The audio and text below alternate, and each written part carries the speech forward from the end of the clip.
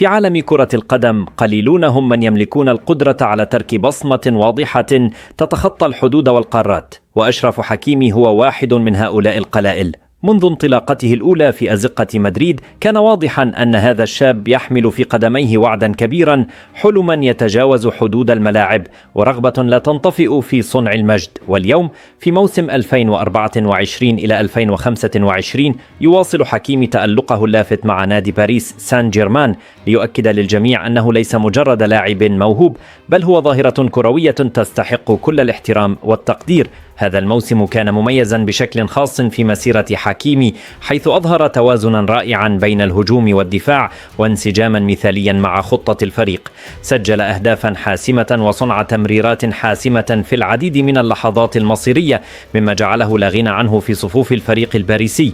كان نهائي كأس فرنسا خير دليل على تألقه، حين أضاف هدفه إلى سجل أهدافه، مسهما في فوز فريقه بثلاثية نظيفة أمام ستاد ريمس. ذلك الهدف لم يكن مجرد رقم، بل كان تتويجا لمسيرة حافلة بالإصرار والتحدي، وتجسيدا لروح اللاعب الذي لا يعرف الاستسلام. على صعيد دوري أبطال أوروبا برز حكيمي كأحد أبرز نجوم نصف النهائي، خاصة في المواجهة الحاسمة ضد أرسنال.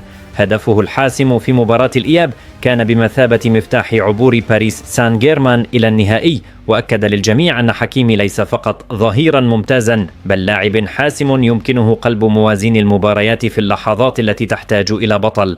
جائزة أفضل لاعب في تلك المباراة كانت شهادة حية على مدى تأثيره الكبير داخل المستطيل الأخضر.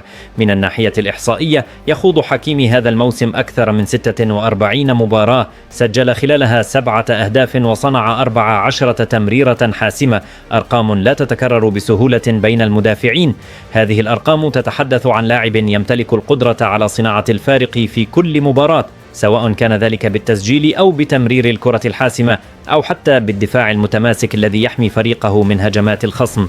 ما يميز حكيمي أيضا هو قيادته وروحه القتالية، حيث لا يقتصر دوره على اللعب فقط، بل يتحلى بروح القائد الذي يحفز زملائه ويقودهم نحو الانتصارات. هذه الصفات جعلته أحد الأعمدة التي يعتمد عليها المدرب لويس إنريكي في تشكيلته، وأحد اللاعبين الذين يلهمون الجماهير في كل مباراة يخوضها. مع اقتراب النهائي دوري أبطال أوروبا الذي سيجمع باريس سان جيرمان بفريقه السابق إنتر ميلان، تتجه أنظار العالم كله نحو حكيمي الذي يعيش لحظة مصيرية في مسيرته، المواجهة بين الماضي والحاضر، بين الحلم والواقع، بين الذكريات والطموح، كلها مشاعر تنصهر في هذا اللاعب الذي يعد رمزا للطموح والإصرار لدى الشباب العربي. تصريحاته الأخيرة تؤكد نضجه، فهو يعبر عن احترامه لفريقه السابق، لكنه مصمم على تحقيق الانتصار في هذه المواجهة الكبرى.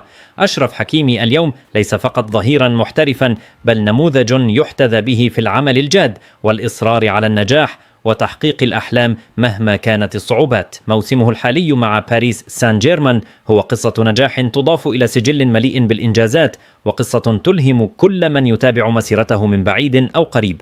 إنه دليل حي على أن الإرادة تصنع الفرق، وأن الطموح الحقيقي لا يعرف المستحيل. في النهاية حكيمي يواصل كتابة فصول مجده، وكل مباراة يلعبها هي شهادة جديدة على قدراته الفذة ورغبته التي لا تنطفئ في تحقيق المزيد من النجاحات، ورفع راية بلاده عاليا في سماء كرة القدم العالمية.